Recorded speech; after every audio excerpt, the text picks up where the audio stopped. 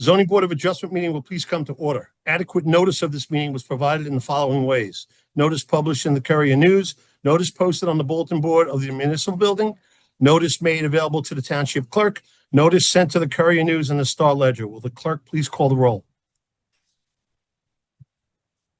Give me 1 second. I lost my sheet. No, take your time. Just trying to get your resos done. Hold on.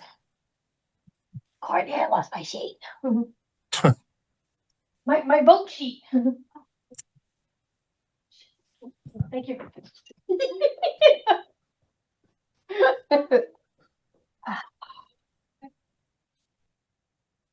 Okay, thank goodness Courtney's here. Okay, Mr. Weissman? Mr. Patel? Yes. Mr. Reggio? Yes. Mr. Blount? Mr. Hidaka? Here. Mr. Minorando? Here. And Chairman Cahill. Here. Will Mr. everyone please stand for a salute to the flag? Mr. Roy is here. Thanks, Roy. I pledge allegiance to the flag of the United States of America and to the republic for which it stands, one nation, under God, indivisible, and justice for all. Mr. Canelo, do we have any changes to tonight's agenda? Yes, we have quite a few changes. The application of Jimenez on Mitchell Avenue has been withdrawn and will not be heard. The Sony application, Hamilton Boulevard, is adjourned until September 18th, 2025 with no further notice. Delton Black is adjourned. South 2nd Street is adjourned until September 18th with no further notice. The Lopez application, Howard Street, adjourned until September 25th with no further notice. The Mina application, Old New Brunswick Road, is adjourned until September 25th. They must notice. The Rouse application on Southwest Court is adjourned until October 9th. They must notice.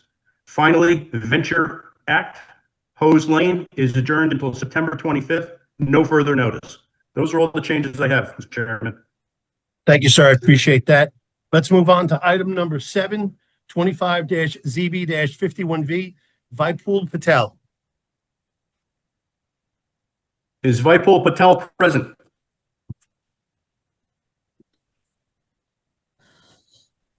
Is Vipul Patel present?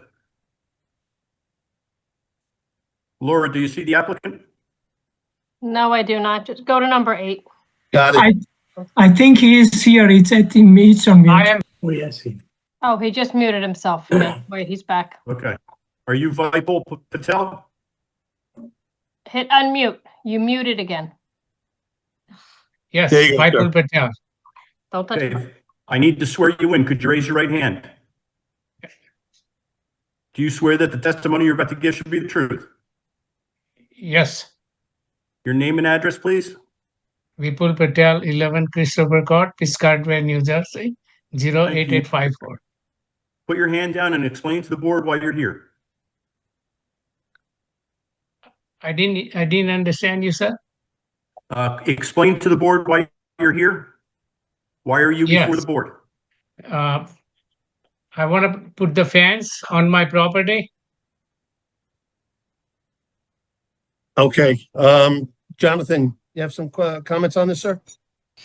Yes, thank you. Mr. Patel, have you read the staff report dated June 11th? June 11, yes. Do you agree with all the terms of that staff report? Yes, sir. And you understand that no fence permit will be approved until a memorandum of restriction is recorded? What is that means? Item 4 in the report, it states that if the township needs to access the easement, you will encumber all costs associated with the removal and replacement of the fence or anything else you have within the easement area. So it's a document that says that you agree to that. Yes. Okay. Okay. No further comments or questions. Thank you. Any other comments or questions from the board? Hearing none, I'm going to open it to the public. Anyone in the public portion have any comments or questions about this application? No one, Chairman. Okay, Laura, close the public portion. I'd make a motion to approve this application. Can I get a second? I'll second it. Thanks. Call the roll. Mr. Patel? Yes. Mr. Yes. Reggio? Roy's here. Mr. Blount? Mr. Hidaka, Yes. Mr. Mitterondo, Yes. and Chairman Cahill. Yes.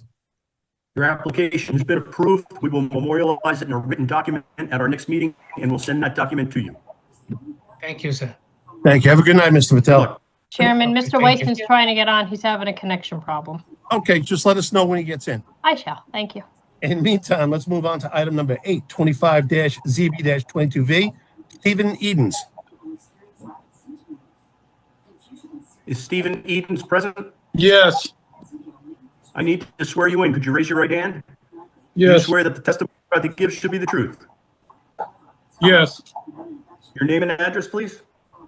Stephen L. Eden, 1 Vogel Avenue, Piscataway, New Jersey. Thank you. Could you explain to the board why you're here? Because of my fence and a shed.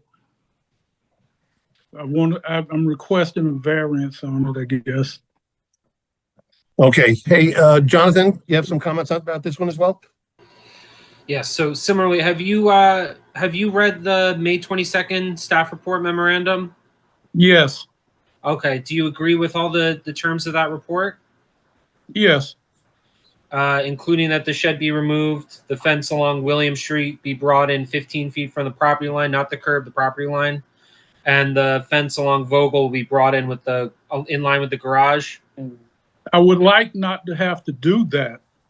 I would request that the fence remain where it is in the shed also. The fence is required to be 25 feet from the property line, so 15 feet is a good compromise. It's more than half.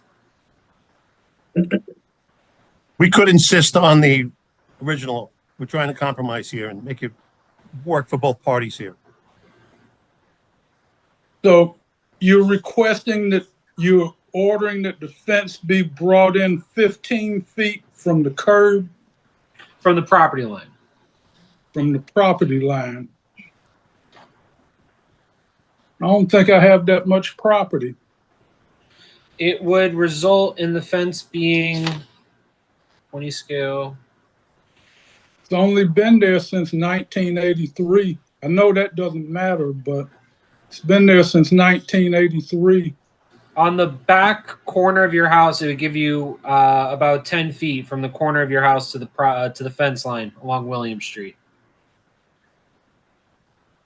About a 4-foot fence.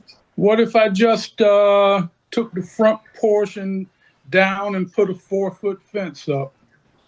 You would be allowed to do that. Okay, well, I guess that's what I have to do. What would I be doing? Just the front? Or what portion would I have to drop it down to 4 feet? The portion in front of the garage along Vogel and the portion along the side of the house that fronts the intersection of William and Vogel. Okay, Shape or just What about the shed, Jonathan? The shed should be removed. You're way over on your building coverage. shed has to be removed. by when? By when? We can, when you come in for the fence permit, we can agree to a term that's suitable for you. Chairman, it has to be in the resolution when we have to do this because we have 90 no days property. agreeable. Could be 90 90 days? days, 120 days. 90 What days? about What about 180 days? I've just had major surgery and unable to do a whole lot of things right now. I had a triple bypass. My wife's recovering from cancer. 180 is agreeable. Yeah, 6 months is fine, Mr. Edens. We can do that. Okay, All right. What kind of the fence needs to be brought to 4 feet the front of the fence needs to be 4 feet, right? about William Street. William Yes. Street side can And stay Vogel. as it is. Just the front portion, 4 feet. The front along William and the front along Vogel. So that's the L shape.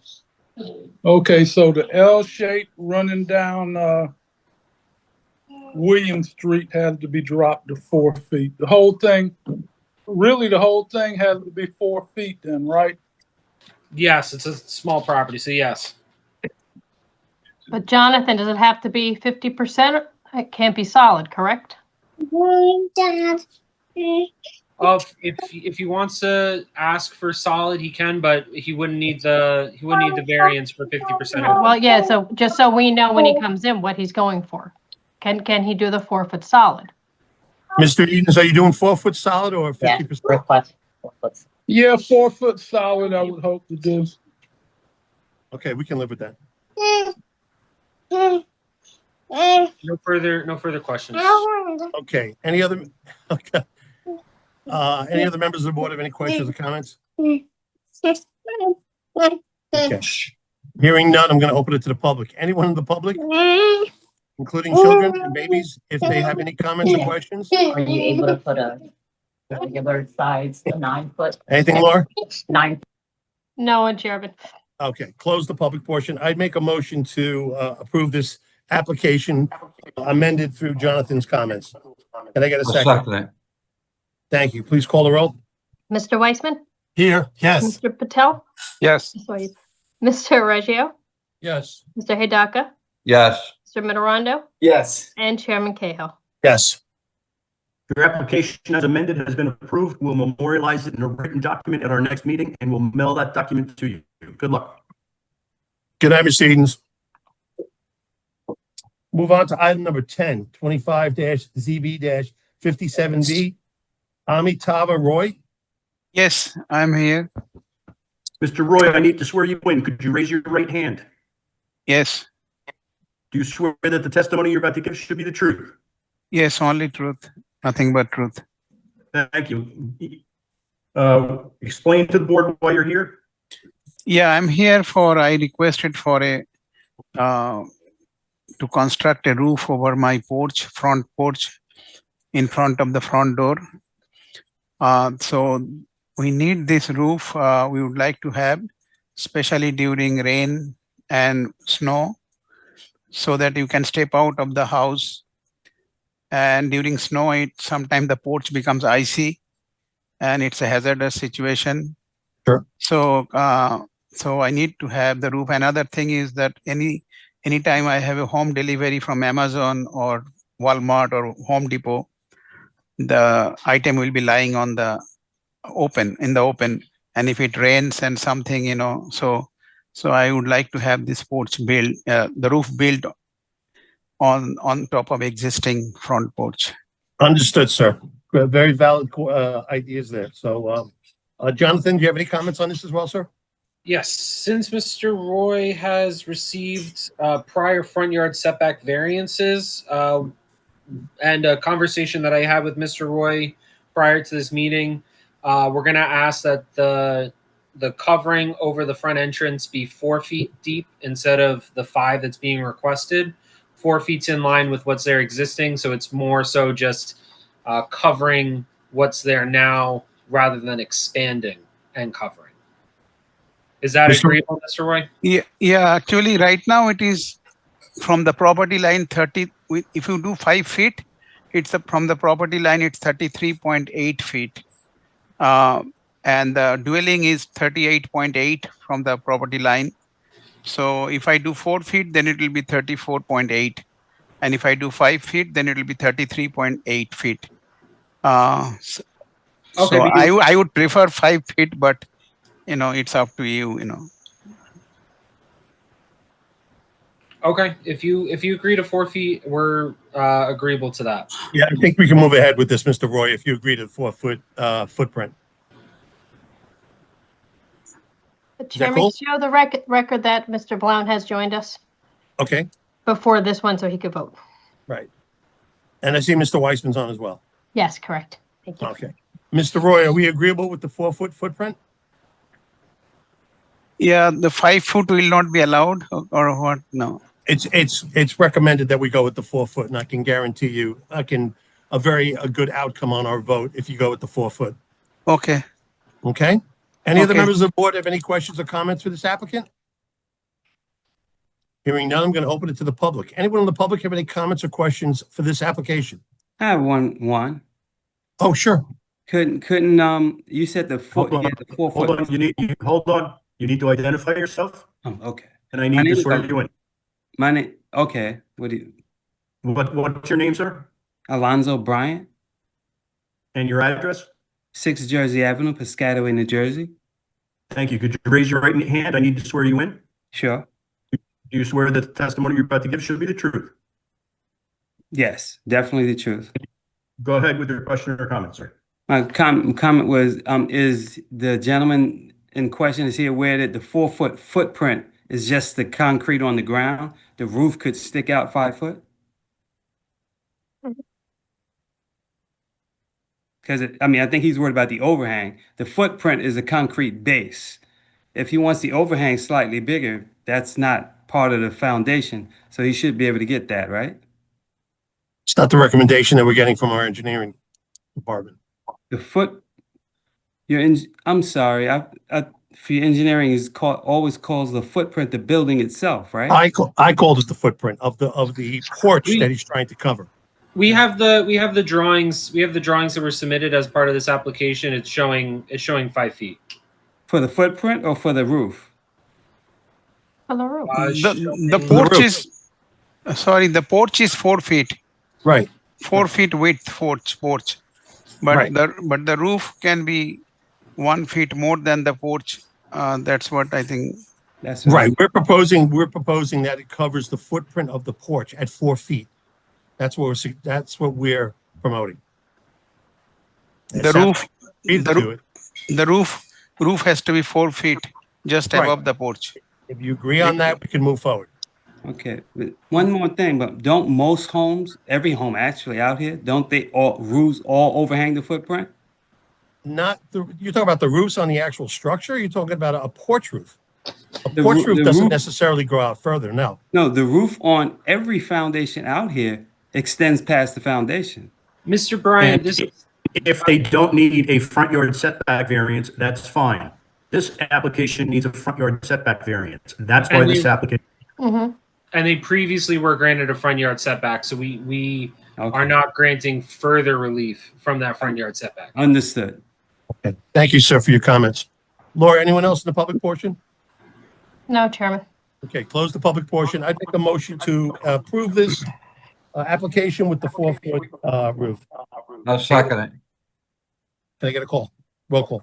Mr. Weissman, Yes. Mr. Patel, Yes. Mr. Reggio, Yes. Mr. Blount, Yes. Mr. Hidaka, Yes. Mr. Mitterondo, Yes. and Chairman Cahill. Yes. your application's been approved as amended. We'll memorialize it at our next meeting and send a copy to you. Good luck. Thank you, Mr. Roy. Thank you. Move on to item number 11, 25-ZB-52V, Alonzo Bryant. Right back in the game. Take yourself off mute, sir. Okay. There you go. You're good to go. It may seem ridiculous, but I have to swear you in again. Could you raise your right hand? Do you swear that the testimony you're about to give should be the truth? Yes, absolute truth. Thank you. Could you explain to the board why you're here? Yes. I can show you. We need an air condition on my building because it has water in it. I have a bathroom and I need to keep the water pipe. It's a HVAC system I'm putting in because it's my workshop. And we want to bring the air condition on this side of the fence, which would leave me only, I'm supposed to be 10 feet. It'll only leave me 8 foot from the fence. But my fence, as you can see, is a 6-foot fence. It goes all the way around. And my neighbor next to me has no problem with it. Okay, So that's what I got. understood. Jonathan, do you want Yeah, about- what's the nature of the workshop? Well, the nature of the workshop is, first for me, I'm a contractor. And second off is because we have a dog, right? And my wife does not want the dog taking a bath in the house. So the original reason I even built the building to begin with is because she wants my daughter takes care of the dog, and she wants the hair out of our tub. So I built the building so that with the dog shower in it, so we wash the dog, to take the dog out back and do it. And I was like, well, since I'm in it, I already had a shed because that's already on my permit. You'll see that. I just extended this to allow space for her to work and me still have my workshop. I do a lot of, different miscellaneous hobbies. Okay, and we recognize that conversion did happen in 2019. You listed it as a proposed cabana to accompany a pool. There's no pool on the property, correct? Yeah, right. Okay. So this structure being used as a workshop kind of extends beyond what a cabana would be used for. It sounds like you're also using it for your business, which is not permitted. I'm not, no, it's not for my business. I have my truck and I have a shop. That's my hobbies. That what I do is, I fix things. I just do it because that's what I can do. I'm not getting paid for that. That's like everything my wife wants, rather than me tearing up my house with, how much tools I have because I am a tradesman. So you're not operating a business out of that? Oh, no, I'm definitely not. Okay. Okay. And there's no other way you can move this HVAC equipment to the other side of the structure? See, now, I personally wanted to put it on the other side of the structure, but I ran into a problem with my wife. She was saying that if you notice my property itself, right behind my house, I have 2 air conditioners feeding my existing house. And the air conditioners are not, they're right next to my patio, my deck. And my wife claims that when they cut on and we have company and she's on the deck, it makes a lot of noise. That's those 2. If I put this air conditioner on the same side of the building, it'll be pretty much close to these 2, and then she's gonna complain it out. So that was the only reason I even, went out this extra $500 to try to ask for this variance, because, I'm putting a lot of work in. I have to make an effort to try to please her as well. Understood, sir. A bunch of us are married, so we all know. Would you agree to a deed restriction that this won't be used for any form of occupancy or business? They've already given me. You gave me that for my when you first approved the building. So yes, I agree to it. It's already in writing. You gave me a memo with that already on it. This can never be used as an occupancy. All right, and I'll hold any other comments if there's neighbors that come out. Yeah, that's what I was saying, the same thing. Let's open it to the public and find out if he has any neighbors that have any issues with this. First and foremost, does anyone else on the board have any questions or comments? Hearing none, I'm going to open it to the public. Anyone in the public portion have any comments or questions? No one, Chairman. Okay, close the public portion. And Jonathan, with no comments from the public, I'm going to go ahead and approve this application. Can I get a second? I'll second it. All right. I have something to say. Yes. The porch in length is 8 feet, but from the door is not centrally placed. It's not in the center. So one side in the porch, I might have to increase 1 feet or 2 feet. This is, I'm talking about the length, not the width. Width will be 4 feet. Width will be 4 feet. Mr. Chairman, we're done with that Yeah, application. Mr. Roy, we already took the vote on that. I'm sorry. Okay. No, that's fine. And again, we have to be on this Zoom call. You can go enjoy your evening if you want now. Okay. Laura, give me a roll call on the Mr. Bryant. Mr. Weissman, Yes. Mr. Patel, Yes. Mr. Reggio, Yes. Mr. Blount, Yes. Mr. Hidaka, Yes. Mr. Mitterondo, Yes. and Chairman Cahill. Yes. Mr. Bryant, your application's been approved. We'll memorialize this in a written document at our next meeting, and we'll mail that document to you. Good luck. Thank you. Good night, sir. Let's move on to item number 12, 25-ZB-26V. Heather Pham. Is Heather Pham present? I'm going to be Heather? honest, probably not. You don't see her, Laura? No, well, they have a friend helping them with this, and communication is very difficult, to say the least. They did notice. Well, let's skip So and we'll double. skip them, and by the end, if not, we'll push them to the next meeting. Got it. Let's go on to item number 13, 25-ZB-23, Muslim Center of Middlesex County. Mr. Arch here? Davin's going to do this one. Oh, okay. Is he on? Yes. David, Apologize. I couldn't figure out how to get it unmuted. that kind of day. Good evening, board chair and members of the board. David Prasad from Bob Smith and Associates here tonight for the application for the Muslim Center of Middlesex County, MCMC. It is a final major subdivision application. The property is located on 1000 Hose Lane East, Piscataway, New Jersey, block 12201, lots 3, 4, and 9.03. As I said before, we are looking for a final major subdivision. The board had granted a preliminary major subdivision in October of 2020. And I would like to tell the board that all the conditions of the preliminary approval have been met. So we are seeking tonight the final approval for the subdivision and then the consolidation of all the lots into new lot 9.04. As the board is aware, we do not get scheduled for final major subdivisions unless all the conditions of preliminary are met. But just in case there are any questions, I do have our engineer, Mr. Sharif Ali, present to answer any questions of the board or if there's anything that comes up regarding the preliminary approval. So with that, I welcome any questions or confirmations needed by the board members or professionals to Mr. Sharif Ali.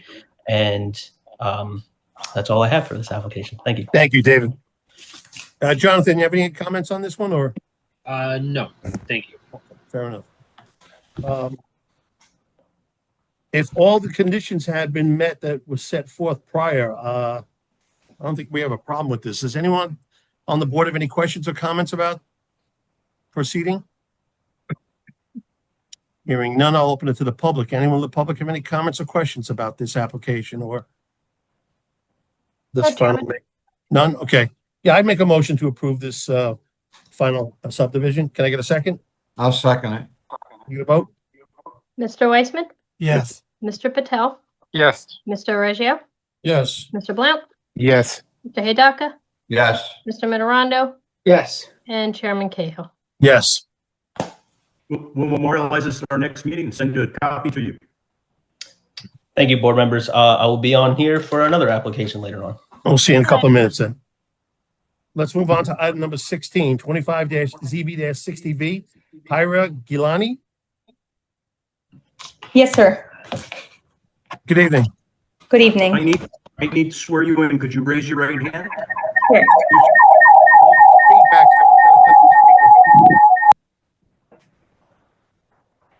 I Do got you it. swear that the testimony you're about to give shall be the truth? Thanks. I Laura. swear. Thank you. Your name and address, please? Hira Gilani, 519 Linwood Street, Piscataway, New Jersey, 08854. Thank you. Could you explain to the board why you're here? Sure. I'm installing fence and I want to request for variance. I want to appeal for 10 feet off the property line along Buttonwood Street. I have a 18-month-old toddler and a severely autistic, nonverbal 5-year-old son who has elopement risk and no safety awareness. The reason I'm putting the fence is because of my son's safety.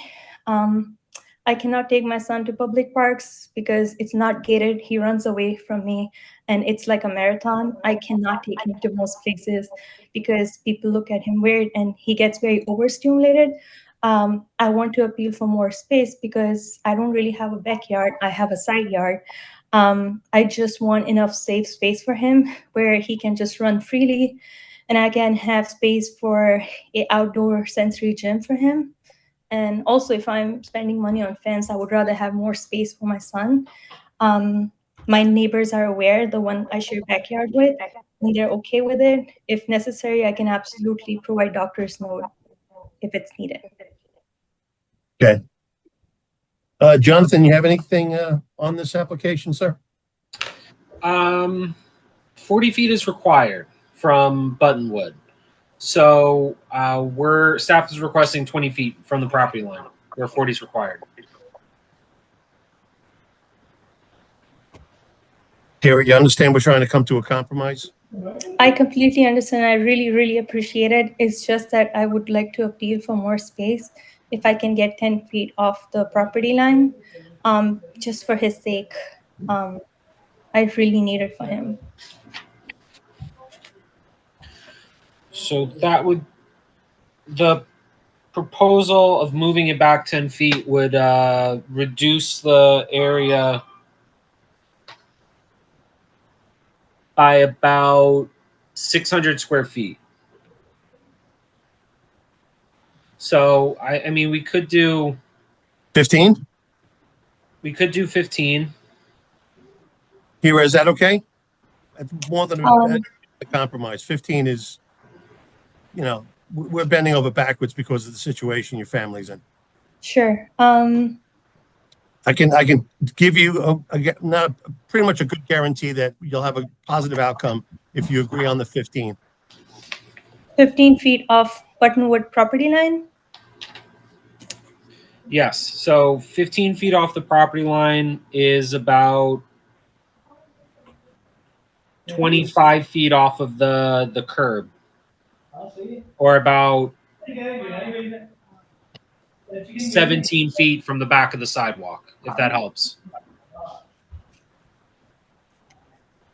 Okay, and even with medical documentation, I cannot have 10 feet off the property line, even if I provide doctor's note. Unfortunately, here it Yes. sets a precedent, and even your neighbors who don't have situation that you're in technically could come in and ask for the same request. Okay. So we can, I think that if you can live with the 15, it's more than generous, and I think you'll be very happy with it. I know Okay. patience, and I feel for your Sorry, position, excuse me. Sure. but I think 15, everyone will be happy at this situation. Sure. Then Awesome. I'll take Okay. that. And any other members of the board have any questions or comments?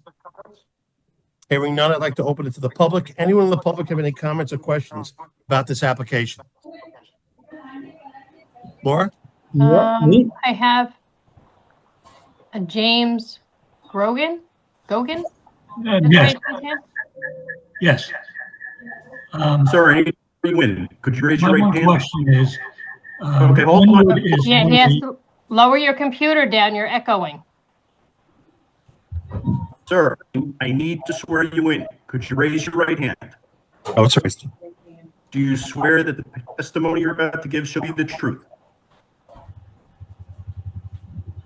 yes, Could I have your name and address, please? James Gagan, 9 Hedgerow Street, Piscataway. Thank you. Go ahead with your question or comment. So the Linwood Street is one of the two main entrance and exits out of this development. And I just want to make sure that this fence is not going to go anywhere near the front yard at all, because that'll block the area when you're trying to turn to see whether any cars are coming.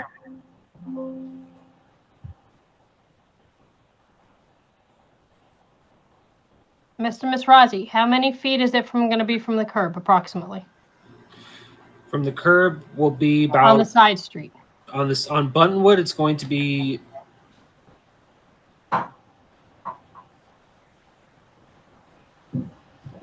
Probably about 18 to 20 feet with the right of way? about 25 feet Oh, even more. Okay. from the curb on Buttonwood. Okay, So no issues with line of sight. Correct. Okay. You okay, Mr. Gill? Yeah, thank you. You're welcome, sir. Have a good Thank night. Anyone else, Laura? No, sir. Okay, close the public portion. I'd make a motion to approve this application. I'll second. Call the roll? Thank you so much. Thank you so much, everyone. You're welcome. Mr. Weissman? Yes. Mr. Patel? Yes. Mr. Reggio? Yes. Mr. Blount? Yes. Mr. Hidaka? Yes. Mr. Mitterondo? Yes. And Chairman Cahill. Yes. Your application as amended has been approved. We will memorialize it in a written document at our next meeting, and we'll send that document to you. Good luck. Thank you. Good luck, ma'am. Let's move on to item number 17. Shailesh and Sonal Patel. Yes, hello. Sonal Patel. Okay, I need to swear you in. Could you raise your right hand? Do you swear that the testimony you give shall be the truth? Sure. Yes, I do. Your name and address, please. Shailesh and Somal Patel, 9 Lucille Court, Piscataway. Thank you. Could you explain why you're before the board? So we are planning to put a fence around our property, and this is because of a lot of deer issue lately, and eating all the vegetation and vegetables we are growing, and that creates a lot of nuisance. Also, probably some health issues they are creating. We get on a regular basis like 12 to 15 deers, and sometimes they just hunker around in the backyard, and a lot of damage to the vegetation also, as probably they are pooping all over. Yeah. So it has really become a hazard issue now. And also we also want to have some privacy probably. Understood, Mr. Patel. Thank you for Mr. clarifying. Chairman, their fence is in an easement. That's the reason that they're here. Right. So, John, what's the language they need to know before we proceed?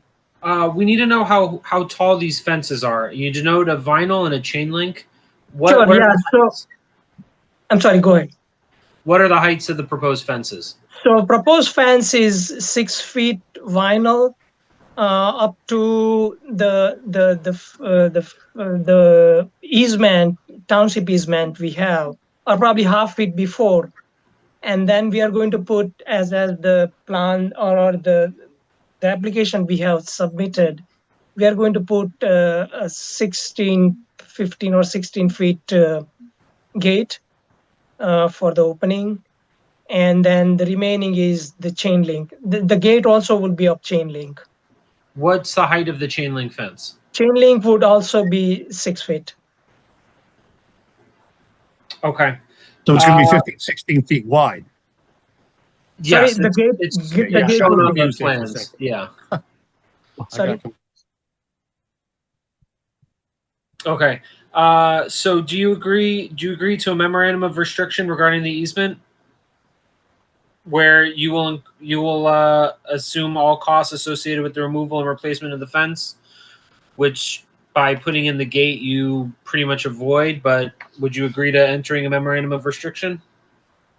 So to understand, even we put a gate, is there a responsibility for us?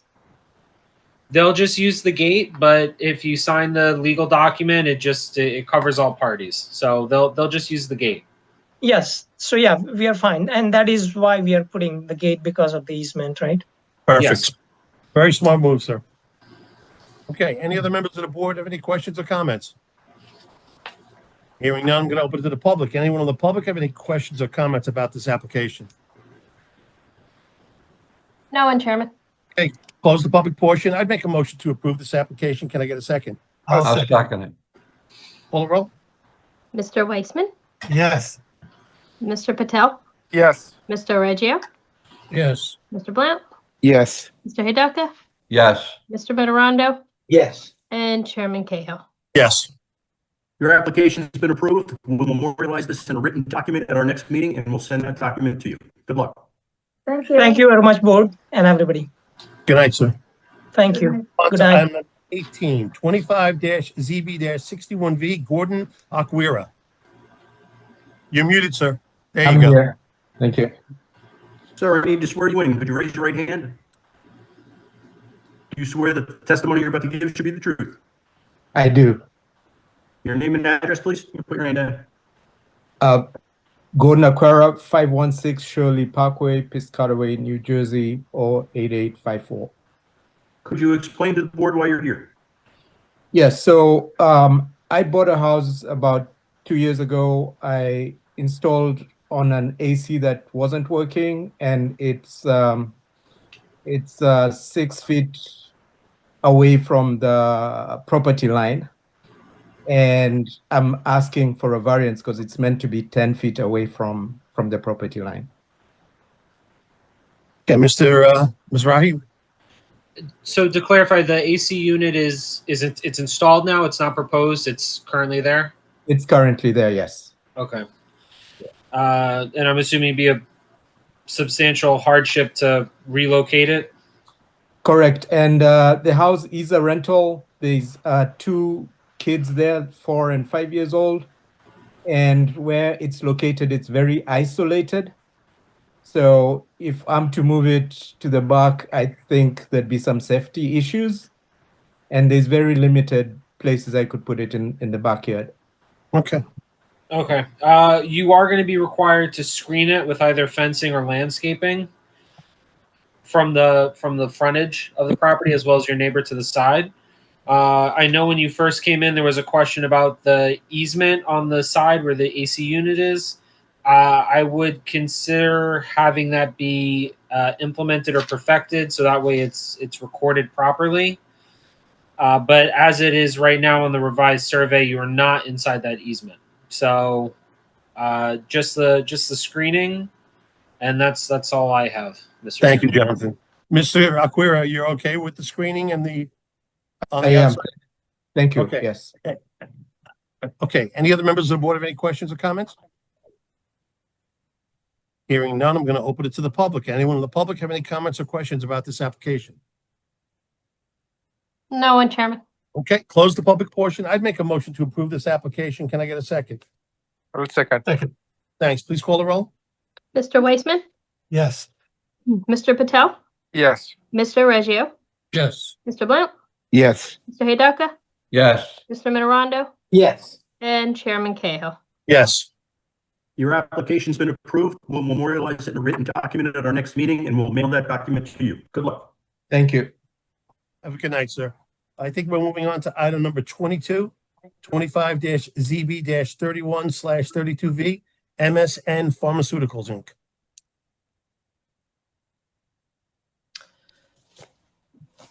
Good evening again, board members. David Prasad from Bob Smith and Associates here tonight representing the applicant MSN Pharmaceuticals for application 25ZB32V. Tonight we are seeking preliminary and final site plan approval with a D6 height variance pursuant to 40:55D70-70D6. The applicant tonight is proposing to expand the existing warehouse building and also proposing to extend the height of the building or a portion of the building from where 50 feet is permitted to 70 feet. The purpose of that 70-foot height variance is for an inventory conveyor system, as I mentioned, and for additional storage space.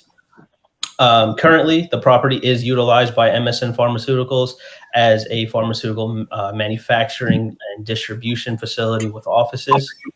There's also warehouse space for storage.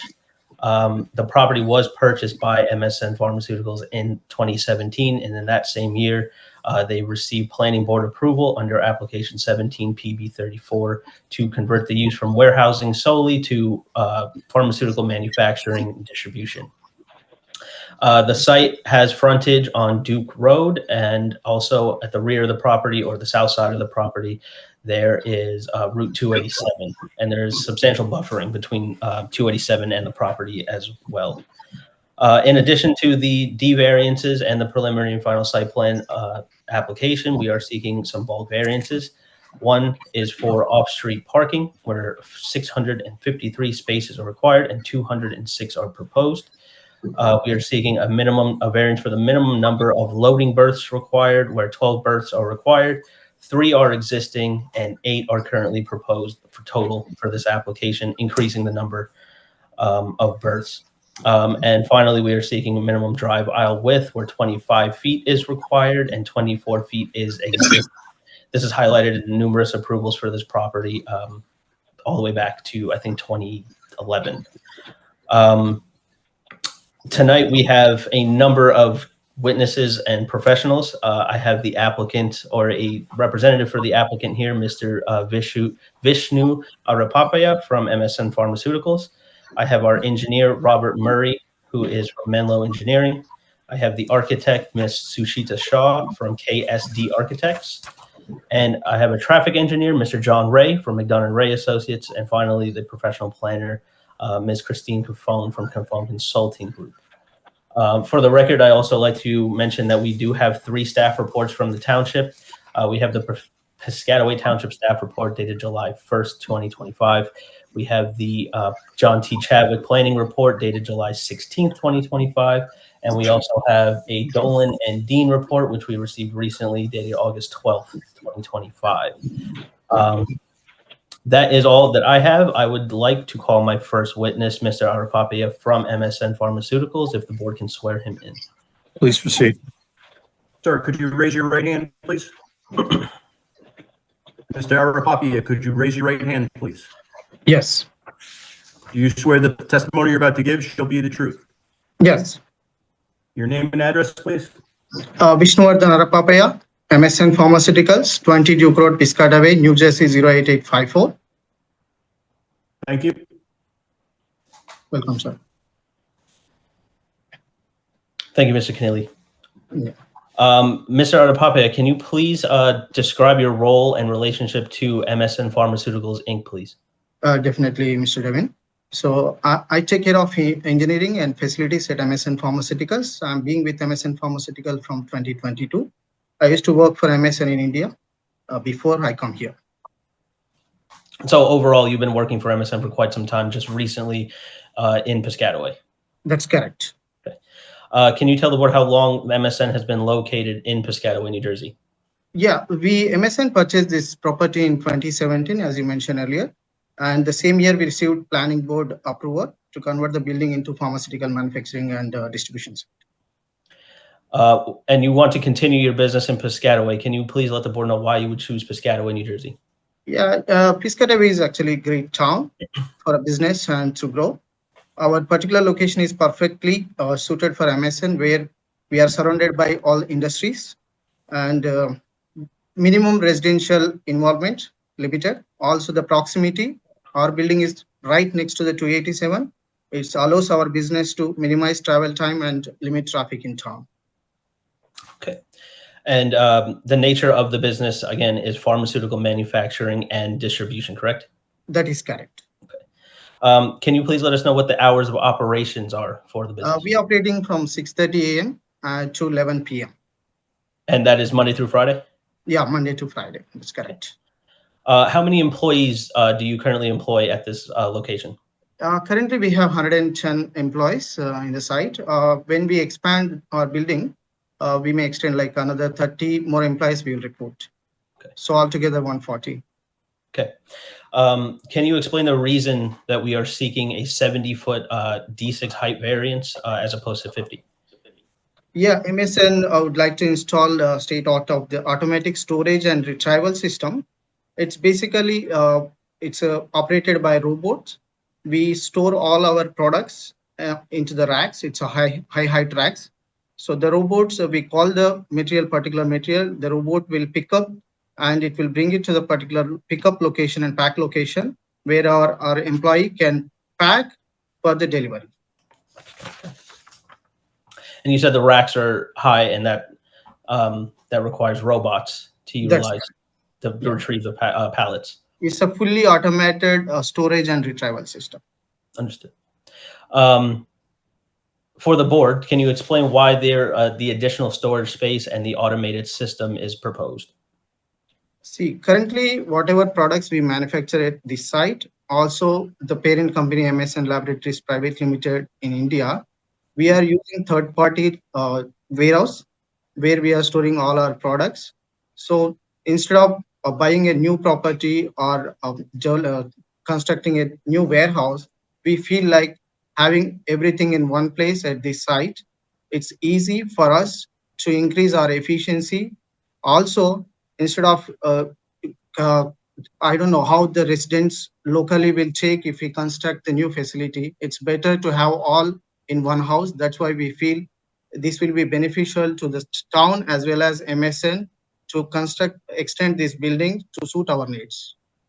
So just to clarify for the board, it seems, and as we all know, warehousing is not a great business model in Piscataway at the time or anywhere in New Jersey. So it's true that you are expanding your warehouse to avoid building another. Is that correct?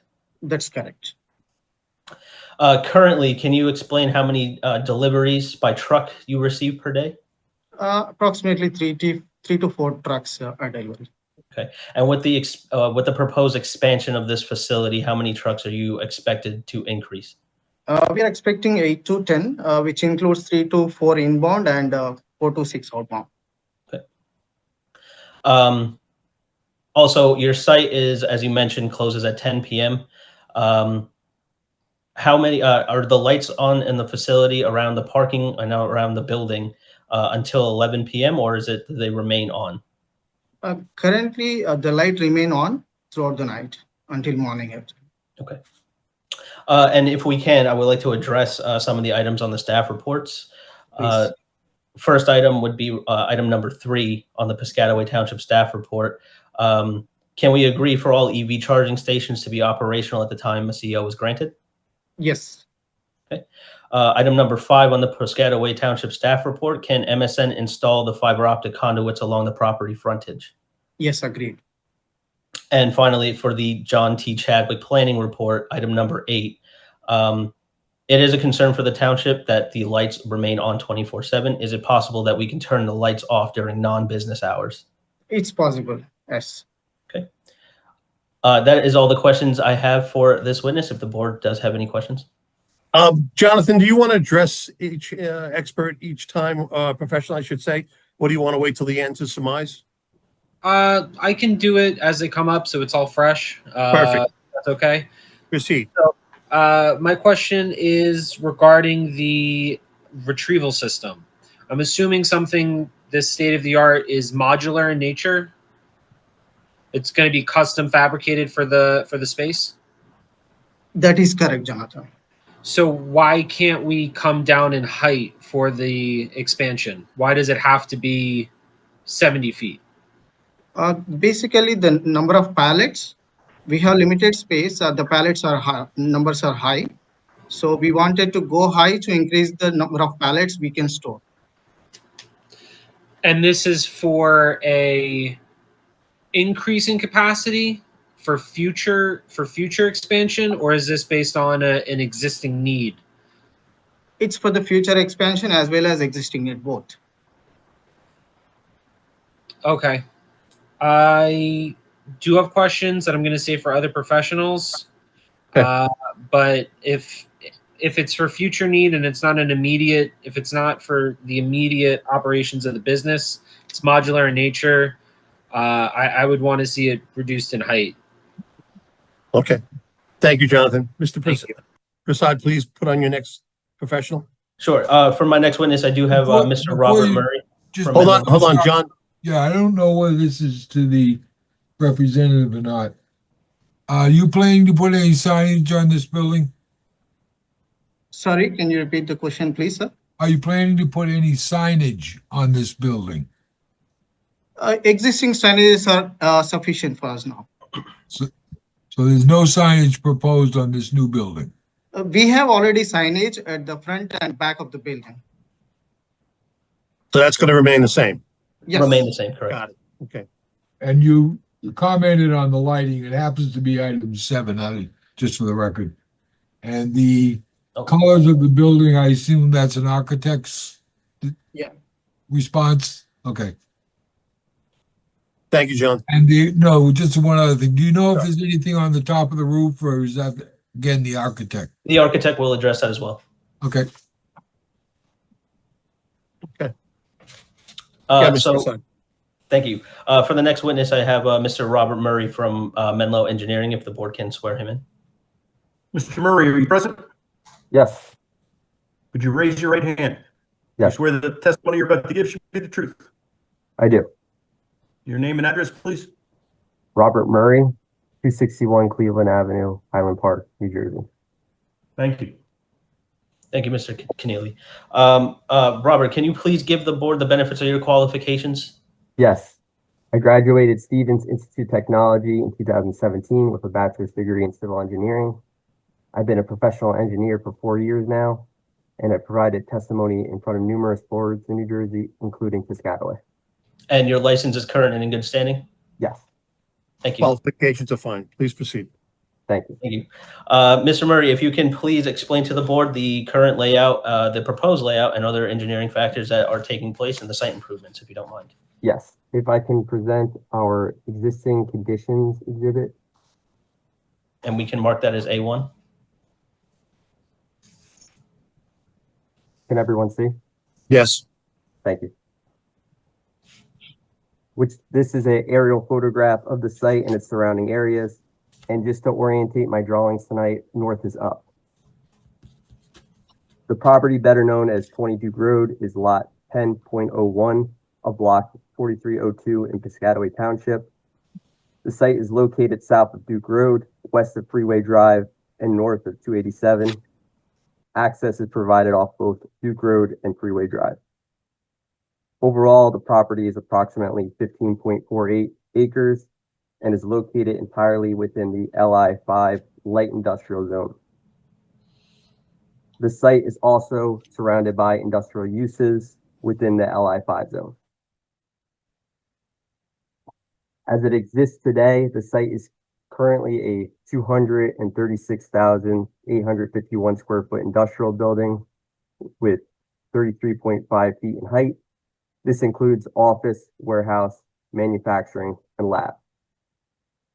Also, the site has an existing 1,125 square foot accessory building, which is currently not being used.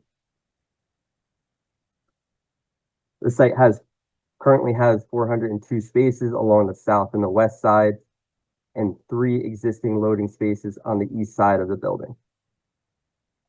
Now, if I could present our overall plan exhibit,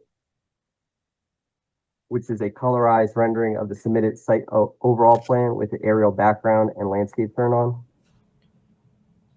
The applicant is proposing a 55,477 square foot warehouse addition with an 88,984 square foot roof extension to 70 foot in height.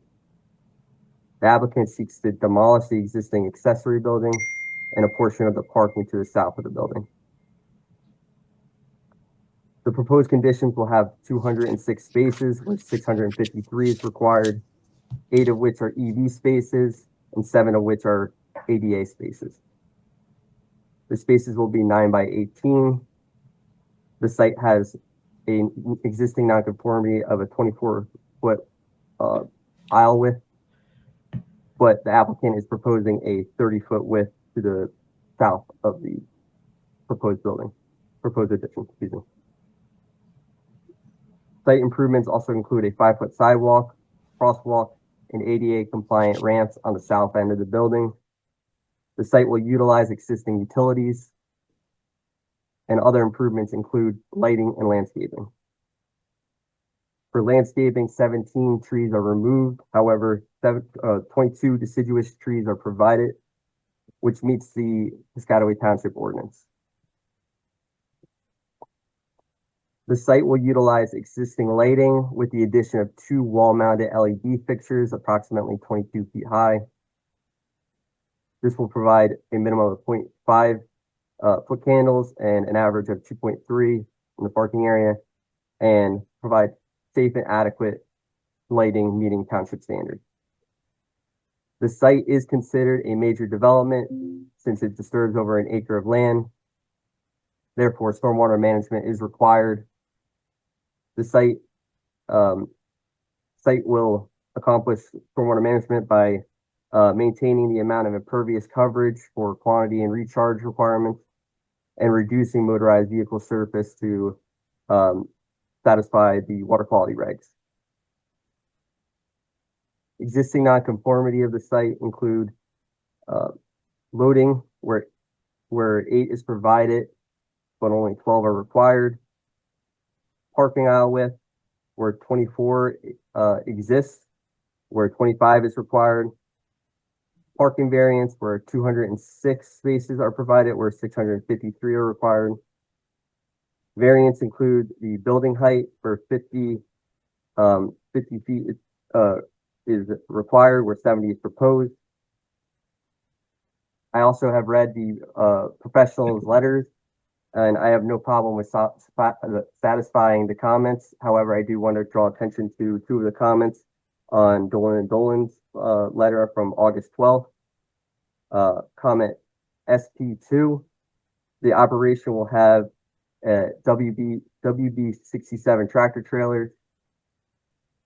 And comment SP4, the comment asks whether circulation can be maintained with a 60-foot long loading space. The operation of the site will have the first tractor trailer to come on site to load in the southernmost bay, and all others following will take the next one north. After parking the tractor trailer, the cab will be detached and parked on site Therefore, circulation will be maintained. However, if the board looks favorable on this application, we can work with the board professionals to satisfy any comments they have on trailer movement. And that concludes my portion of the testimony. Thank you, Mr. Murray. I have no direct questions as you address the Dolan and Dean report. Does any? It's up to the board, or to the board professionals. Is there any other questions for Mr. Murray? Yeah, I was wondering if Jonathan wanted to jump in on this too. Based on Yeah, thank you, Mr. Murray. I'm definitely going to want a truck turning diagram showing. It's fine if you want to show just the trailer parked in one of the bays, but I want to see the ability of a fire truck as well as another delivery truck being able to access these bays with the trailer being stored in the bay. So that's something that we're going to want to see, because I have some serious concerns about circulation, especially for emergency vehicles, if any of those bays are being used. I'm okay with the pre-existing nonconformity with the aisles. The parking, I just want to highlight the traffic engineer's report. About 140 spaces are estimated to be used, where 200 spaces are being proposed. And those were my main points. Thank you for addressing all the comments otherwise. Thank you, Jonathan. Any other members of the board have any questions or comments for Mr. Murray? Mr. Chairman, I'm sorry. No, jump in, sir. There's that small building in the back. One plan shows it remaining the architectural plan, and your plan shows it, Mr. Murray, removed. Who's right? The accessory building will be removed, and we can revise plans to be consistent. Fine. There was one other item. Are you involved with a lighting plan, and can these lights be extinguished during non-business hours, but for security lighting? Yes. As the applicant explained, we can comply with your comments on lighting. I wasn't sure if you did or not, but that's fine. And just to piggyback off of that, John, can we add shielding to the lights along the parking lot with the adjacent building on Duke? Yes. Okay, great. That it, John? That's it. Thank you, sir. Any other members of the board? Mr. Chairman? Yes. This is Betsy Dolan and Dean. I just wanted to echo Jonathan's comments about the vehicle circulation. I did have some offline dialogue with Mr. Murray, but I agree that those template diagrams should be submitted. And I'm fine with the parking variance. I ran ITE numbers, and I think the analysis by McDonough Ray, which you're going to hear probably next, I'm satisfied with, but I agree the circulation exhibit should be provided. Great. Thank you, Betsy. You're welcome. Davin, you can proceed with your next professional. Thank you, Mr. Chair. I do. John Ray is not next. I do have the architect up next, so I'll address some of the other comments and to give you some renderings of the building. So if I can call Ms. Sushita Shah from KSD Architects and have her sworn in. Hi, everyone. Can you hear me? Excuse me a second. Mr. Murray, can you unshare your screen, please? Yeah, I'm trying to find where the button No is. problem. I'm sorry. While we're doing that, Ms. Shah, could you raise your right hand? Do you swear that the testimony you're about to give should be the truth? I do. Thank you. Your name and address, please. Sure. Suchita Shah, spelled Suchita. Shah, Shah. Address is 1 Liberty Way in Cranberry, New Jersey. Thank you. Ms. Shaw, if you can please give the board the benefit of your qualifications and whether your license is current and in good standing. Sure thing. I am a registered licensed architect in New Jersey, as well as 10 other states. I was a graduate of Pratt Institute with a Bachelor of Architecture in 2013. And I have presented or testified in front of at least 20 boards. I haven't kept count. Qualifications are acceptable, please. Proceed. Thank you. Thank you, Mr. Chair. Ms. Shaw, if you can please describe the building modifications that we are seeking, including the height, and also if you can address the comments on Mr. Chadwick's report regarding the mechanical equipment and the additional signage, and also the color palette. Sure thing. I'm going to share my screen. Okay. Can everybody see the photo? Yes. Yes. Okay, great. So this is just to show what's existing on the site at the moment. I was lucky enough to be with KSD Architects at the time of the 2017 alterations inside this building, and glad to be kind of on the team again. One second, no. Yes.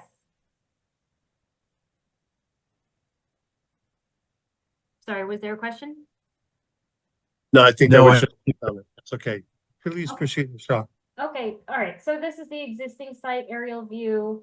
And I will go over the plan first. Just give it a second to load, please. Okay, so this is, we're looking at, sorry, let's start from here. SK1, dated February 15, 2025, completed by KSD Architects. This is an existing building expansion plan showing the building as is in the hatched markings here. It's about 236,000 square feet. We are proposing 2 additions, one on the south side of the building and one to the northeast side of the building, as was described. And I will go to the next slide here to SK2 to show you kind of the different roof levels that are proposed. So all the diagonal hatch markings that you see are existing to remain roof heights.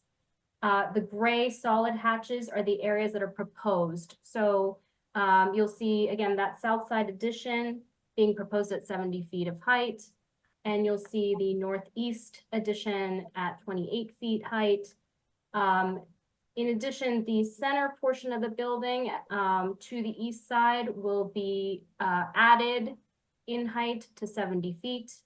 It is currently about 38, most of it is currently about 38 feet high. There are different levels back here.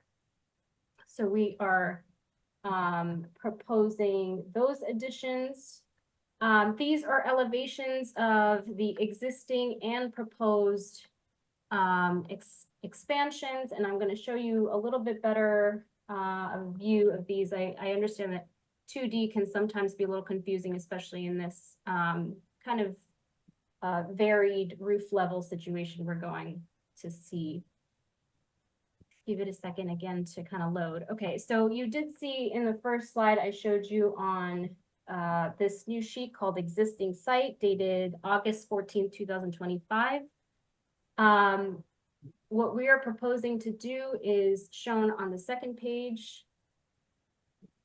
It's called R101. Sorry, these are large kind of photo files. So, okay, so here's the existing building and here's the expansion. So you can see that most of the expansion is going to be at that 70-foot height. To aesthetically kind of tie everything together, again, nobody's going to see that from an aerial bird's eye view. They're going to see something like this. And even this is kind of an exaggerated view, since nobody's really going to be in the trees when they're looking at the building, but just to give you an idea of what the expanse of the building will look like. Again, this is all quoted as sheet R102. And we're showing, again, the existing building up to about this line is where it's existing. And then we're going to, this is where that, I think, south side expansion is going to be. So to kind of address some of the questions in the reports and that were kind of asked today, I'll go into first I'll answer the signage question. There are no building signs proposed. There are no new building signs proposed. As Vishnu was kind of referring to, we have building signage already at the front entrance. And that will remain the front entrance. And as this is all one building, there is no need for new signage. To get into the material palette, a lot of these materials were selected to complement what's already there. So when we did the alteration in 2017 to 2021, that kind of period of time where MSN was renovating this, and then they changed the facade a bit. We added a modernized Nichiha panel, which is kind of shown here. It's a brick looking panel, but it's made out of fiber cement. We're going to just extend that throughout the facade. And we also had these aluminum composite panels bordering the top. We're going to extend that as well to the end, to the south end. So those are all. We have the existing material palette that we used back at that renovation. We're going to continue that to kind of tie the building together. And the rest of the building is actually going to be, again, Nichiha panel on the bottom or base. And then there are two different aluminum composite panels that will be used. One will be sort of a Kingspan blue, which is what we're calling Chicago blue in a Benjamin Moore color.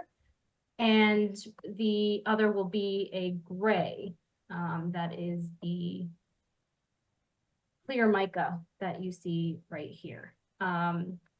These are just like the existing, these are the two existing colors that are on the building currently. And then the white looking border is actually a light gray called alabaster. So these are actual colors and actual manufacturers that will match and complement what is already at the existing building.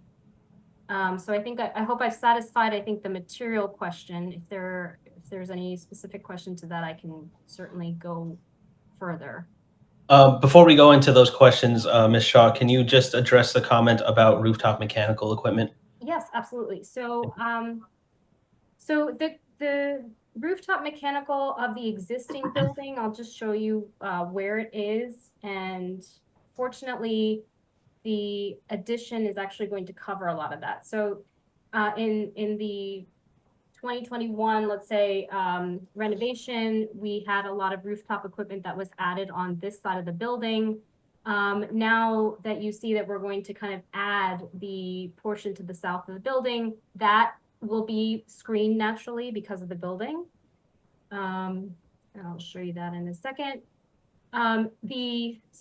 So that rooftop mechanical, it's not shown here or depicted here, but it will stay. It will be existing to remain. It will just be screened by this. So now 287 has no chance of seeing it. They can't see it now anyways. So the added portions of the building, which are storage, basically warehouse functions, they're not particularly complex or need any type of special mechanical attention. So they don't need like to maintain a certain temperature or maintain a certain humidity or anything like that. So really what we're talking about are regular small independent units that you see on everyday warehouses. It's just to maintain comfort for the people who are working inside the warehouse. So there are these like small DX units, what we call, that will sit on top of the roof, and they are going to be somewhat centered. So you won't, again, see them from the roof line. Anyway, by code, they need to be a certain number of feet from the edge. So there will not be any type of vision to them, as well as any need for screening of those. Understood. Thank you, Ms. Shaw. I have no further questions of Ms. Shaw if the board or the professionals do. Yeah, I was wondering if Jonathan wanted to address anything. It would be great. I can get started. Ms. Shaw, have you done a cross-section through the highway to the proposed addition? Do you have that topo in your model?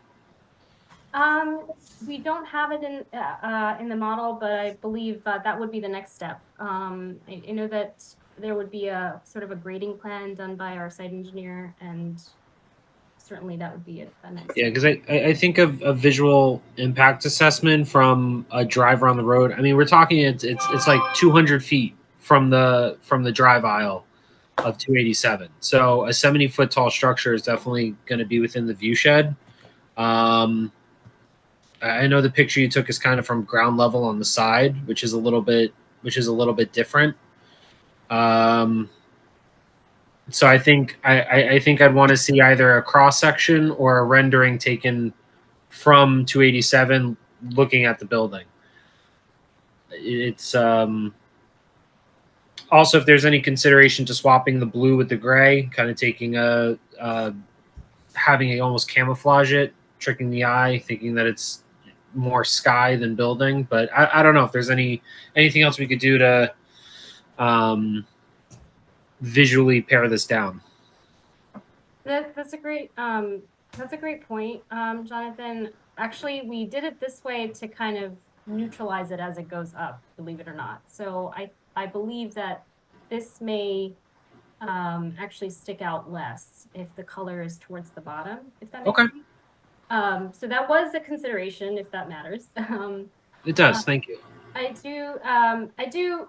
We're happy to do a rendering from 287, but I do know that there's really no chance that they're going to see anything. There's a whole tree line on that side if you kind of see it from. And now I don't know what the size of the trees are. We can definitely look into that. But as you can see, like it's a beautiful natural screen that will prevent really anything. And they're they're evergreen coniferous, so I don't think they would be seen from. And I did have the applicant in last year for removing a bunch of trees. They're not in the best health, and it's fairly mature, so I wouldn't be surprised if more of those trees are on their way out. So that's why I'm asking. That's a good point. I'd like to jump in on this comment with, I agree with Jonathan. I mean, we all go up and down 287 multiple times a day, some of us. And you can see a lot of these buildings all along 287. So this is going to be one of the bigger buildings in that corridor. And the coloring system, to me, needs to try to minimize the scale of this building as opposed to emphasizing it. And I think the blue color does emphasize the scale of this building as opposed to minimize. Okay. But I think that the gist of this is, what is the impact to the 287 corridor as you go along? And we don't have that cut, right? If it does please the board, we can work with the architect and also the applicant and try to get a rendering so it's a more visual exhibit to show the visual impact from 287, if that would satisfy the board. I mean, that would be appreciated. Yeah, to be candid, a jump from 50 feet to 70 feet is not insignificant. I mean, there's no question that Piscataway master plan speaks to its economic base and encourage expansion, retention, etc. But there has to be a balance to that. Understood, and we absolutely will try to provide all the exhibits that are being requested by both Mr. Chadwick and Mr. Misrati. Any other members of the board have any questions or comments? Yeah, I do, Sean. I look around the property. I don't see any hydrants. What is it with fire suppression around there? I would defer that question to our engineer if Robert can come back. Hi. So I did do a site visit earlier today, and I did identify that there is a fire hydrant near Duke Road. There's only one hydrant?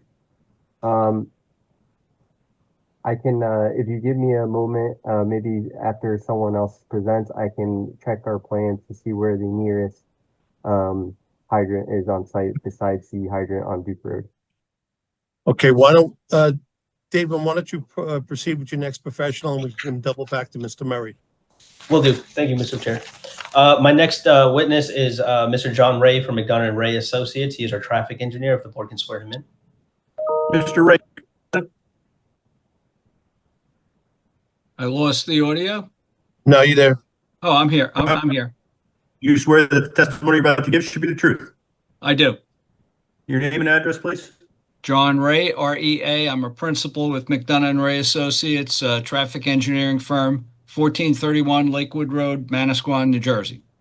Mr. Chairman, I believe Mr. Ray has been accepted as a traffic engineer expert for this board on prior occasions. I agree. Please proceed, Mr. Purcell. Thank you, Mr. Keneally. Mr. Ray, if you can please go through the parking and the traffic study that you presented, we submitted to the board as well. Sure. My primary job this evening is to justify the parking variance. I've made several visits to the site to establish the existing parking demand for the first shift. As Vishnu indicated during his initial testimony, there are approximately 110 employees. I don't think they all work on the first shift. The bottom line is the parking observations I made during the first shift revealed a demand of 80 to 85 parked vehicles. We are going to add 30 additional employees with the project if it is approved. And if they all work on the first shift, that will bring the parking demand up to approximately 115, maybe 120 parking spaces. 206 spaces are proposed. So therefore, we meet the actual parking demand and we exceed it, and we will have a healthy surplus of parking spaces. Other than that, I've just reviewed the access to the property, which as it currently exists, we've got great access to 287 to and from the west via Possumtown Road, to and from the east via Old New Brunswick Road. Great location for this property and for this operation, as Vishnu has indicated. But primarily my job was to justify the parking variance. Okay. I have no further questions for Mr. Ray. If the board or the board professionals have any questions.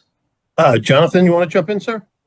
The only comment I have for Mr. Ray is, have you given, we've been discussing the truck circulation. Do you have any comments regarding that? I concur with your comments and Ms. Dolan's comments, and I think Mr. Murray and I will work on that and prepare the truck turning radius templates and provide them to you. Great. Thank you. Thank you, Mr. Ray. Any other members have any questions for this?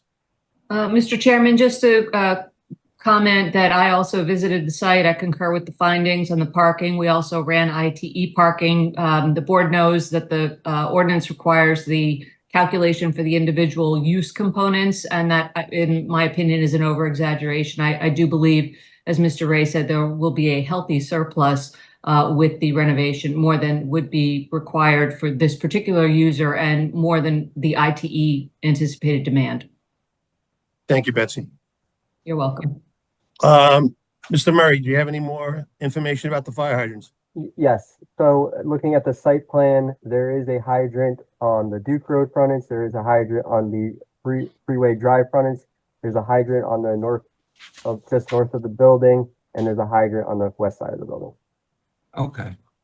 Okay. Did you hear that, Artie? Yes, thank you. Sounds like there's 4 on the site. Thank you, Mr. Murray. Mr. Prasad, please proceed. For my final witness tonight, I have our professional planner, Justin Osceola. It was supposed to be Ms. Cofone. Justin is from Cofone Consulting Group, so he will be doing the professional planning testimony if the board can swear him in. Are you present, Mr.? Yes, I'm here. Could you raise your right hand? Do you swear that the testimony you're about to give should be the truth? Yes, I do. Your name and address, please. Justin Auciello, Auciello, 52 Reckless Place, Red Bank, New Jersey. Thank you. Thank you. Mr. Auciello, can you please give the board the benefits of your credentials, and is your license current and in good standing? Absolutely. So I have a master's degree from Rutgers. I've been a licensed professional planner in the state of New Jersey since 2008. I provided testimony in front of this board and the planning board in the past. My license is current and in good standing. I've provided testimony in approximately 200 municipalities. I think we're good, Justin. You can Thank move you. on. No Thank problem. you, Mr. Cahill. Mr. Osceola, if you can please do your analysis for the D6 height variance, and also if you can address the other bulk variances for off-street parking and loading berths. Yes, absolutely. So the the D6 height variance, that's covered under the Grasso case. That's Grasso versus Spring Lake Heights. And that's essentially the same standard of relief as a conditional use. In this instance, it's showing that the site can accommodate the excess height, even though, of course, there's the exceeding of the height in the L15 zone. The L15 zone industrial district does anticipate large-scale industrial buildings, and I think it's important to kind of set the context up front that this is the industrial district. This is an area that's right along Route 287. This is an area that has industrial surroundings. Mr. Chadwick, in his letter, did state that the site is located in the industrial section of the township, and he went on to say that the building is remote to any residential use. So from a planning standpoint, what that tells me, not just from Mr. Chadwick's letter, but from my knowledge of the area and my review of the site on foot, this is a height that, from a planning standpoint, does meet the purpose and the spirit of the LI5 zone. I think, as you heard from our site engineer and from the architect, the site can accommodate this height despite the fact that the variance relief is required.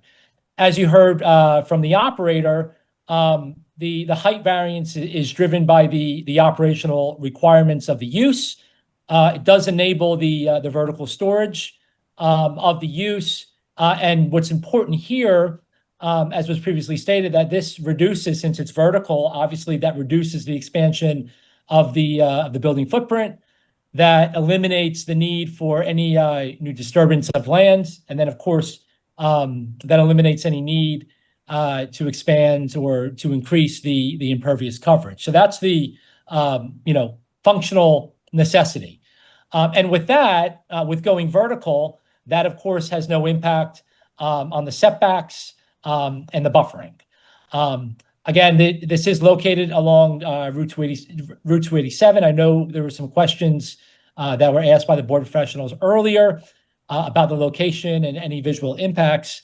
I believe the applicant has stated, or the applicant's professionals has stated, that some new exhibits will be provided to prove that there is no negative impact.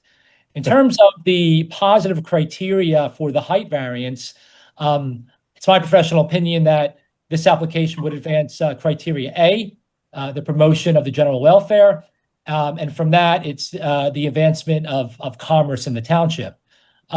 Criteria G, which speaks to sufficient space and appropriate locations to accommodate. There is sufficient space, as you heard from the professionals. Again, this is going vertical. It's inappropriate location. We're not here for a D1 use variance. The LI5 zone anticipates this type of use. And criteria H, free flow of traffic, that really goes to the parking variance. But still, I would say that with the vertical expansion, there is no impact there. And this application as a whole will advance the free flow of traffic.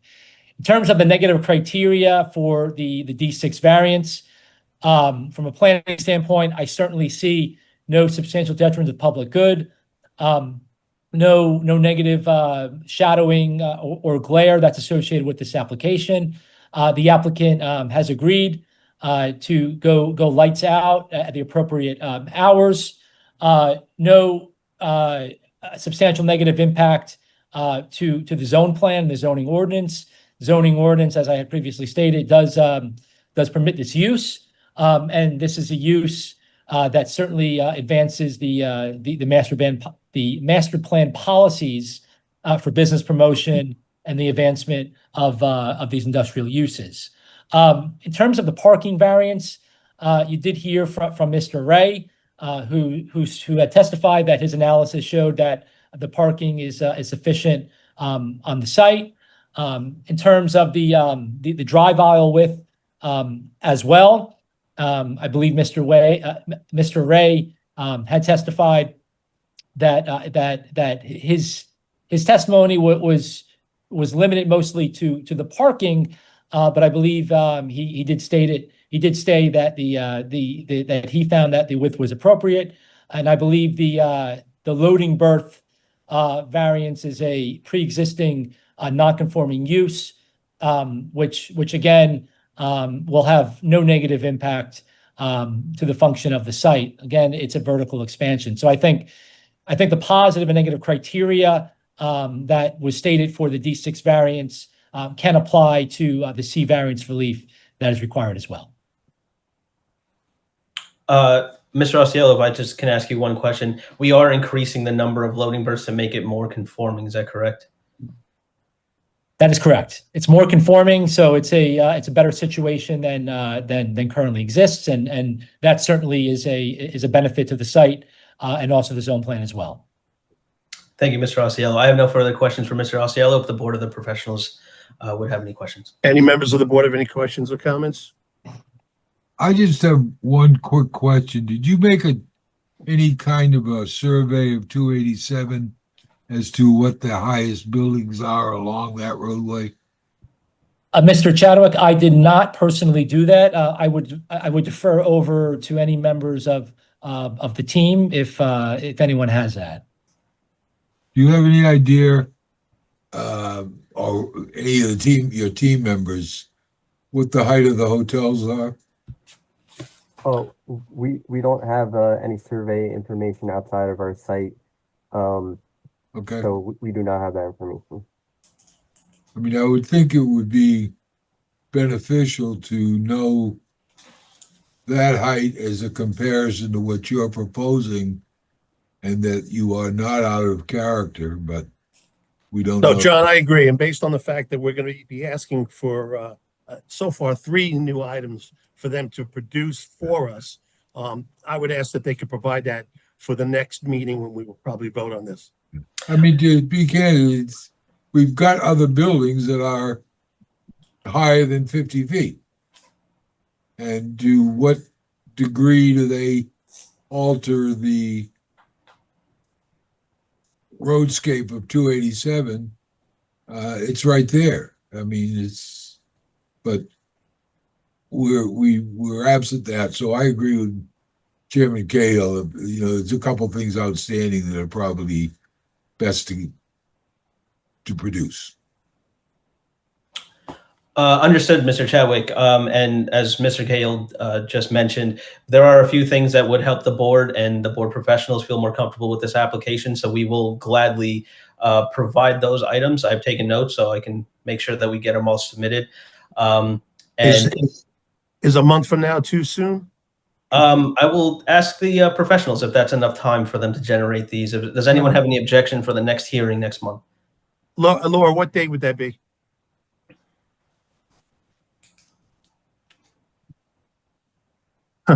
September 25th. September 25th, Mr. Prasad? Could you ask your professionals? Yeah, Mr. Murray, Ms. Shaw, if that's doable for September 25th. That's doable. Ms. Shaw, if that's okay with you as well. Yeah, I will not be available personally, but somebody from my firm will be. And we can definitely produce the rendering for that time. Perfect. I think we can agree to September 25th. Awesome. All right, well, let's move on that then. All right. So Well, should I the end of the hearing? Yes. Yes, that concludes our testimony, and we will generate these and get them submitted to the board for review. Okay. Anyone here on the MSN Pharmaceuticals hearing? It is going to be carried to September 25th with no further notice by the applicant. The only notice you're receiving is my announcement here tonight. There will be additional items considered by the board at that time, and it will be opened to the public for their comment at that time. Thank you. Thank you, Board Chair. Thank you, Devin. Before we proceed, I would ask that if any of the board members have an opportunity to go out to the site to get a personal line of sight on the height of the proposed height, it would be probably in our best interest if you could get out there between the next month and get a feel for the area. All right, so let's move on to item number 23, and that's 25-ZB-37/38V, Chanel Inc. Good evening. My name is Lindsay Knight, and I am Managing Counsel Real Estate for Chanel. Good evening. Good evening. Please proceed. Thank you. We are here tonight with respect to our property at 876 Centennial Avenue. We are requesting to install a fence on the property for security purposes. We unfortunately have had multiple instances of unauthorized persons accessing the property after hours, including large groups of cars that are doing burnouts in the parking lot. We have people who have been using our EV chargers who are not authorized, as well as people who are sleeping in the parking lot. So obviously this is a security concern for us as well, for our employees, as well as for the general public. So installing this fence would permit us to be able to close the property off from 10 p.m. to 6 a.m. Sorry, go ahead. Okay. So this would allow us to close the property off from 10 p.m. to 6 a.m. Monday through Saturday and all day on Sunday. So accordingly, we are requesting 2 variances. First from 21-619.2 to permit a portion of the fence to be located within an easement. And the second is from 21-601 to permit an 8-foot high fence. We are in receipt of both the staff report dated August 6, 2025, and the report from Mr. Chadwick dated August 14th, 2025. I saw there were some items noted therein for discussion. So please let us know how you would like to proceed. Jonathan first, I guess. Gladly. Ms. Knight, could you help clarify where the picket style fence is being proposed? Yes, I'm actually going to ask Anton Williams from our asset protection group to share the survey and walk through that. Perfect, thank you. Do I need to swear him in? Yes. Ms. Knight, does he have to be sworn in? Yes. Ms. Williams, could you raise your right hand? Do you swear that the testimony about to give should be the truth? Yes. Could you just identify yourself by name and your position? It's Anton Williams. I'm the Director of Asset Protection in our corporate space. Thank you. Please proceed. Okay. Share my screen. Okay, this is our print. And yeah, let's see. Oh yeah, sure. There you go. All right, this is our print. And let me just zoom in here just so you get an idea where Centennial Ave is, and on the corner of Centennial and Knightsbridge. The fence, which will be our steel fence, will be this part here with the X's, and it will run adjacent to the building, on top of our berm, all the way into the entrance of the building where the trucks go in, and then the fence will turn into the parking area. And this particular area here will be a closed fence that will close the property, so that if a truck does happen to pull off or into that particular space, the truck will clear the roadway. Here is where the fence, another fence, will block the parking area for our employees, and it will run against the inside of the berm to the rear of the parking area. And then that's when a chain link fence will run into the back space behind the parking area, hugging the parking area until we get to, bear with me here, till we get to the end here where Fitz Randolph would be. The chain link will continue to the entrance on Fitzrandolph, where we'll have a double side swing gate. And then that fence will connect into our secondary parking space, where there will be a sliding fence, and then another chain link fence that will touch the back of the building. And this particular fence will protect that parking lot where we have incidents. Does that answer your question, Jonathan?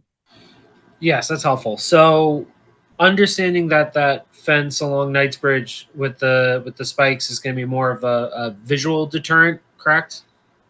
Yes. Yeah. So I think the spikes have to be revised. It's not permissible. So there is, just for the board's awareness, there is landscaping on that berm along Knightsbridge Road. So if we were to remove the spikes, I would be open to the height allowance. However, the fiber optic would also have to be installed along the frontage, as we're requesting with applications of this kind on commercial properties. And then I also have some concerns about the location of the fence relative to the sanitary easement, as well as the flood zone. So the sanitary easement, you're well inside that easement, especially there you're just kind of on the corner, but further to the side, so you're well into the easement area there. I'm just worried about our underground structures that the town maintains. So full underground mark out would be required prior to the installation of the fence. And if the fence does need to deviate from the plan to avoid any underground structures, I would request that they either come back before the board if it's significant, or a new layout would have to be proposed and approved prior to the fence installation. And I'd also request a memorandum of restriction in case we do need to access any of those underground sanitary improvements if the fence gets installed.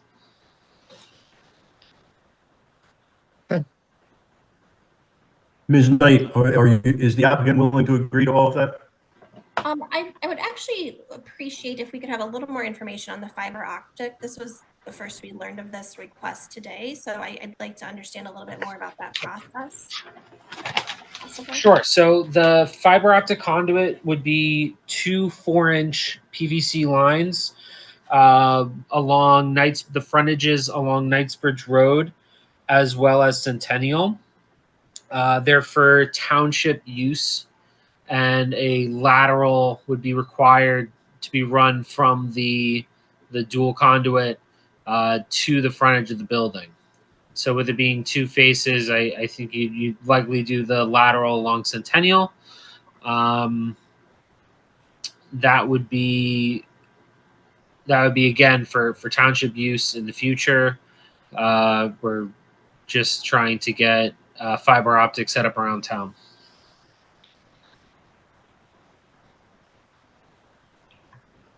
And is that something that then connects into an existing system?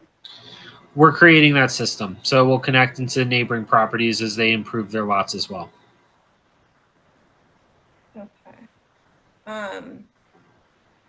This facility has been, Jonathan, probably 5-6 years now, or longer than that. The fiber optic policy. 2 years at most, I believe. But it's been in operation then for full 2 years. So all of the businesses in town are doing this type of facility. It's obviously looking to the future. I think it's been longer than 2 years. I think they've been I do too. implemented around 5. Yeah, before COVID. I know that. Yep. I think it's longer than that, but it's SOP now when it comes to approvals here.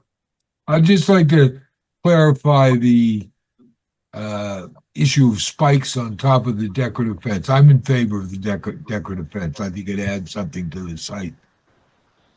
Jonathan, what were you thinking? Did you just cut them off flat on the rail, or? Well, a different terminus on it. I mean, let me pull I've up. had one in front of one of my houses. They had like a little hearts on the top. I mean, you couldn't. They're purely architectural. There's no reason why the rail, the top rail, that can't just be moved up, and it would cover the spikes, and the top rail would just run along the top of the fence. I would rather see it project and put some kind of an architectural closure on the end. I just don't think it would look correct with just those rails coming up to a cross piece. Are you, Lindsay, okay with that in terms of putting on?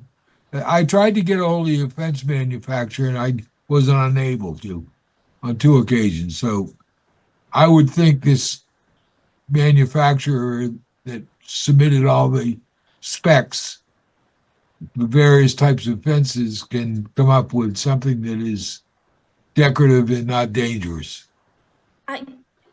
Yes, Mr. Chadwick. Anthony Pagano is actually on the call with us tonight. Anthony, would you be able to respond to this request? Yes, absolutely. Could you raise your right hand? You swear that the testimony you're about to give should be the truth? Yes. Your name and address, please? Anthony Pagano, statewide fence, 651 South Avenue, Garwood, New Jersey. Thank you. Yeah, in terms of options for the flush, or for the horizontal top rail on the ornamental fence, we can do a flush top rail, or we could have the standard pressed point. The standard press point for, an aluminum or steel fence is not typically a hazard concern, as you stated, John. You don't have anything that can mimic some of the old wrought iron fences where the rails had generally some kind of a almost heart-shaped top to them. Right. So yeah, it's a pressed point picket. So when they actually crush the end of the tubular material, it creates that point, and then it's obviously. Your answer is no. Then you don't have anything that you can attach to it. There's a few different options, but flush top would be the standard for, say, like a playground fence. I would prefer to see a flush top or a top. Well, I'm not getting a good answer. I agree with you, Jonathan.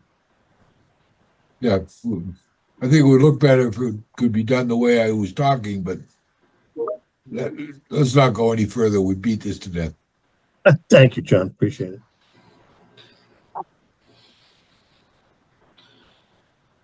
Okay. John, you good, Jonathan?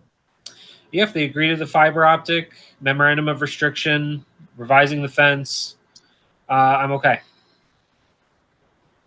Yes, we can agree to that. Thank you. Okay. Awesome.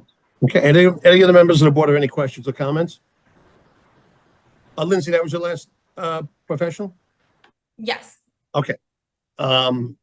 Hearing nothing from the board, I'm going to open it to the public. Anyone in the public have any questions or comments about this application? No one, Chairman. Okay, hearing none, I'm going to close the public portion, and I'd make a motion to approve this application with the restrictions that Jonathan just gave. I'll make another motion. Okay, can I get a second? I'll second.